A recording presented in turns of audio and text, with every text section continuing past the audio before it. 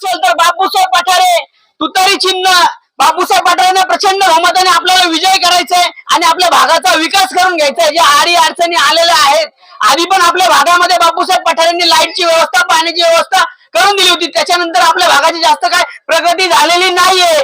तर आपण बापूसाहेब पठारेंना निवडून देण्यासाठी घोषणा देणार आहोत, बापूसाहेब पठारे तुम आगे